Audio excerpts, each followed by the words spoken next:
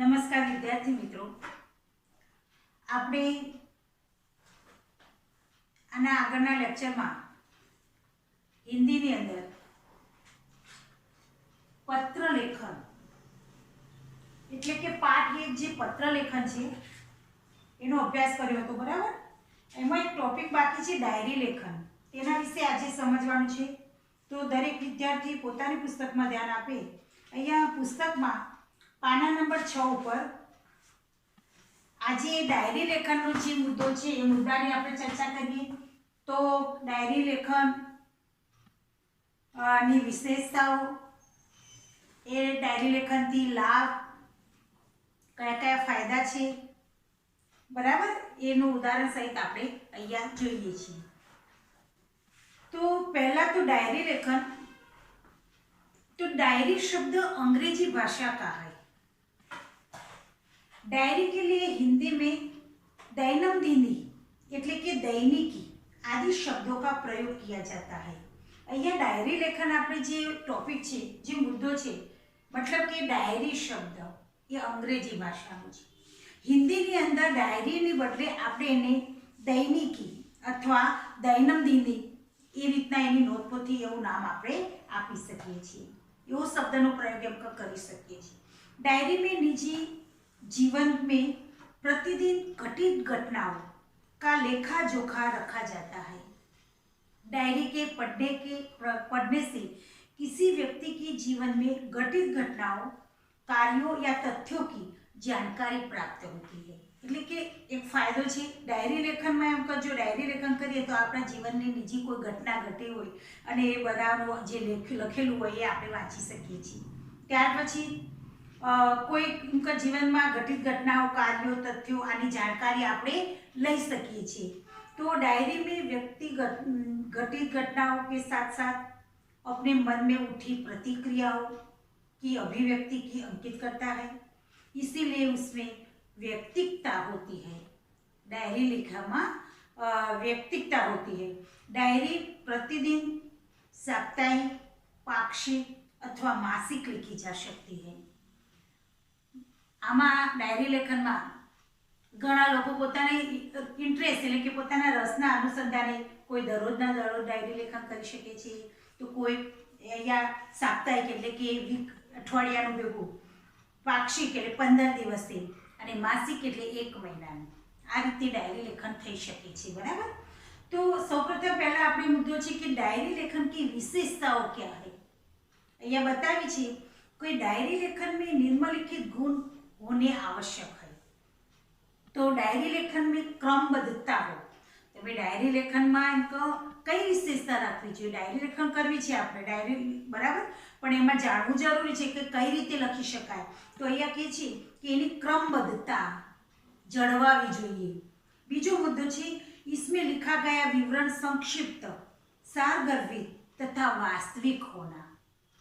तमे कोईपण लखाण लखो छो तो ए संक्षिप्त એટલે કે ટૂંકમાં, પછી એનું કંઈક સાર, એનો કંઈક મતલબ હોવો જોઈએ, બરાબર।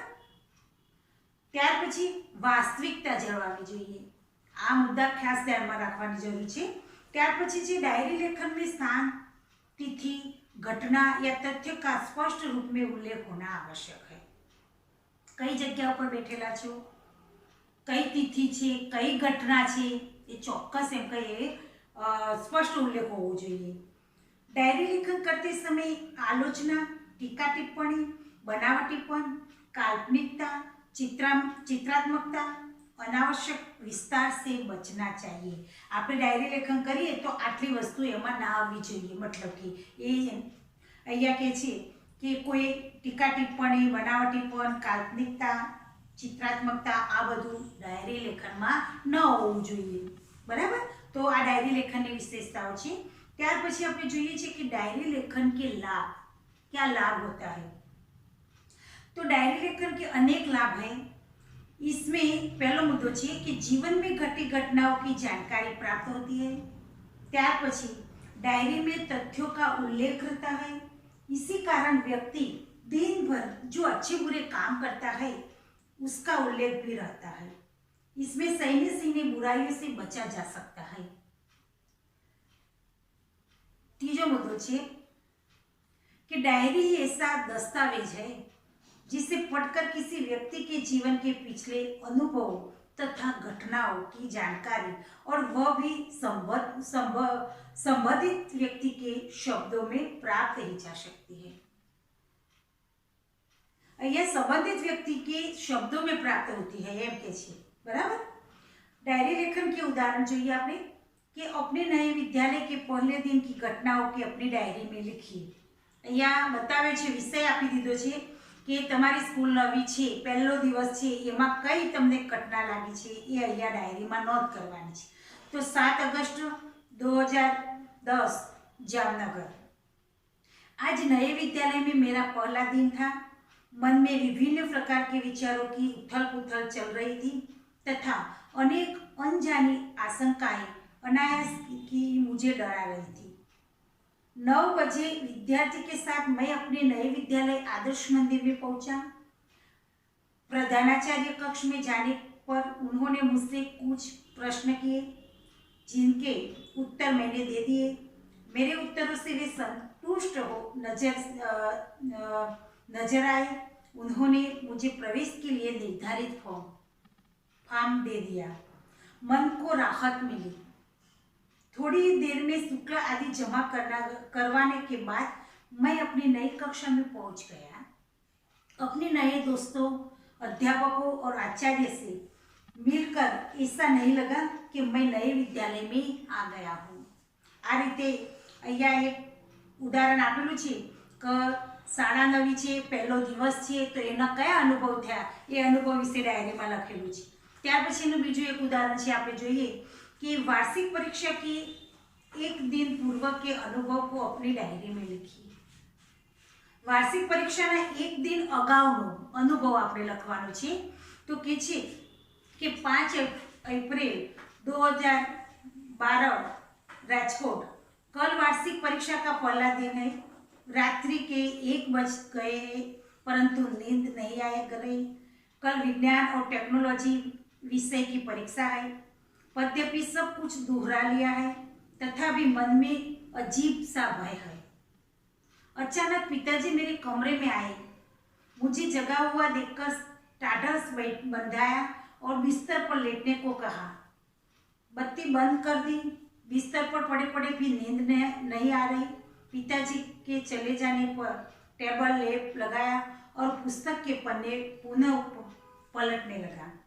थोड़ी देर में थककर बिस्तर पर पुनः लेट गया और न जाने कब नींद आ गई। बराबर। तो आ बीजું ઉદાહરણ છે કે વાર્ષિક પરીક્ષાના આગલા દિવસનો કેવો અનુભવ બતાવે છે એ બતાવેલો છે। તો મિત્રો અહીંયા જે આપણે આગળમાં જે પત્ર લેખન અને સમજાતા આજે ડાયરી લેખનની વિશેષતા, એના લાભ, પછી બે વિષય જે બે મુદ્દા છે ઉદાહરણોમાં એના ઉપર ડાયરી લેખન કરી છે એ જોયું આપણે। બરાબર। અને એના અભ્યાસના પ્રશ્નો જે 3 પત્ર લેખન છે મેં તમને લખવા આપેલા છે। ત્યાર પછી આપણે જોઈએ તો પ્રશ્ન 2 છે कि अगर तुम्हें मोबाइल फोन पर अपने मित्र को एसएमएस द्वारा बधाई संदेश भेजना है तो क्या लिखोगे। बराबर। तो तमारी रीते तमारे आ 2 प्रश्नों लखवाना छे। त्यार पछी प्रश्न 3 छे कि दिए गए प्रशासकीय शब्दों के आधार पर वाक्य बनाइए। अहींया जे शब्दों आपे छे शब्दनुं वाक्य बनाववानुं छे। बराबर। ए तो आपणे आगळ समजावेलुं छे। अहींया अधीक्षक, प्रभारी, आयकर अने प्रशासन आ शब्दों छे ए शब्दों पर तमारे आना वाक्य प्रयोग करवाना छे। त्यार पछी प्रश्न 4 कि डायरी के रूप में लिखिए। अहींया आगळ आपणे आजे जे डायरीनी विशेषताओ, त्यार पछी डायरी लखवाथी कया फायदा थाय छे, पछी एना जे 2 उदाहरण आप्या छे ए जोया। एना आधारे आपणे अहींया 3 प्रश्नों छे ए एना आधारे जवाब लखवाना छे। अहींया प्रश्न 1 छे कि किसी एक पूरे दिन के अपने अनुभव का विवरण। दरेक विद्यार्थी मित्रे પોતાના આખા દિવસનો કયો અનુભવ થાય છે એક દિવસનો અહીંયા ડાયરી લેખન કરવાનું છે। ત્યાર પછી પ્રશ્ન 2 છે કે વાર્ષિકોત્સવ में सर्वश्रेष्ठ वक्ता का पुरस्कार मिलने का आपका अनुभव। હવે તમે કોઈ જગ્યા ઉપર કોઈ કાર્યક્રમમાં જાઓ છો તો વાર્ષિકોત્સવ છે અને એમાં વક્તાઓ અલગ અલગ આવેલા છે ઘણા, ઘણા અલગ અલગ વિષય પર વક્તવ્ય આપણે સાંભળ્યું, એમાં સર્વશ્રેષ્ઠ વક્તાનું જે પુરસ્કાર મળ્યું છે એના વિશે, એના અનુસંધાનમાં આપણે ડાયરી લેખન કરવાનું છે, બરાબર? એ પણ તમારે જાતે કરવાનું છે. ત્યાર પછી પ્રશ્ન 3 કે अपने जीवन का कोई सुखद अनुभव, આપણા જીવનની અંદર કોઈ સુખદ અનુભવ થયો હોય એના વિશે તમે ડાયરી લેખનમાં લખી શકો છો. તો અહીંયા આપણે આ 3 પ્રશ્નોના જવાબ આપણી નોટમાં લખવાનું છે. ત્યાર પછી સ્વાધ્યાય. तो स्वाध्याय में प्रश्न ये है कि नीचे दिए गए डायरी के अंश का अपनी मातृभाषा में अनुवाद कीजिए. અહીંયા જે પેરેગ્રાફ આપ્યું છે પેરેગ્રાફનું તમારે માતૃભાષામાં અનુવાદ એટલે કે આ પેરેગ્રાફનું તમારે ગુજરાતીમાં લખવાનું છે, બરાબર? એ તમારે જાતે કરી દેવાનું. હવે વિદ્યાર્થી મિત્રો એટલા સુધી દરેકે પોતાની નોટમાં લેસન કરવાનું છે. ત્યાર પછી પાના નંબર 8, 9 અને પાના નંબર 10 આ ત્રણનું પૂરું ધ્યાનથી વાંચન કરવાનું છે અને સમજવાનું છે, બરાબર? અહીં સુધી આપણે પાઠ 1 પૂર્ણ કરીએ છીએ. દરેકે હું માનું છું નોટ બનાવી અને સ્વાધ્યાય અભ્યાસના જે પ્રશ્નો આપ્યા એ તમે તમારી નોટમાં લખી દેશો.